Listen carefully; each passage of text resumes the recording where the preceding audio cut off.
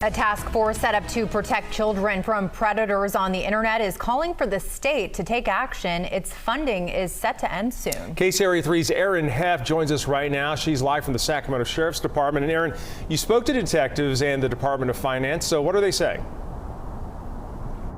Well, the task force that's responsible for protecting children from sexual predators on the internet in over 30 different counties in California, their funding is expiring and coming to an end, causing concern over what that could mean here in Northern California.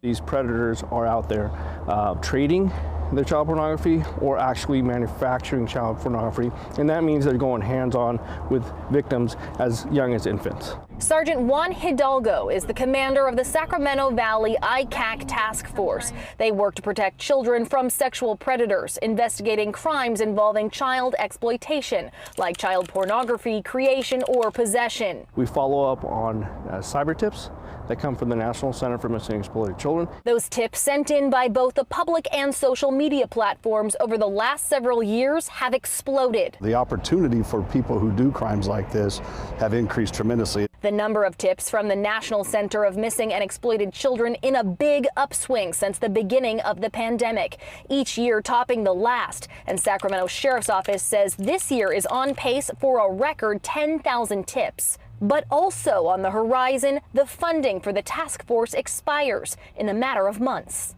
It would eliminate our ability to be able to assist probably most of Northern California. The task force covers 30 counties from Stanislaus to Oregon, all the way from Vallejo to Nevada, assisting in investigations and arrests like that of Demetrius Carl Davis, who made his first court appearance this week, who they believe could be connected to as many as 100 child victims across the country. So for us to see the increase, it goes to show that there's evil out there. The last 3 years of the program's funding were based on one-time funds of $5 million each year over 3 years. But that third year comes to an end June 30th. And funding for the task force has so far been excluded from the governor's proposed budget for next year. H.D. Palmer from the California Department of Finance told KCRA in part, the governor is preparing his updated budget proposal, the May revision, which he will send to the legislature by mid-month. No final decisions on this or any other proposals have yet been made. The legislature has until June 15th to take final action. If there is no funding, unfortunately, we wouldn't have the capabilities of going out to assist those.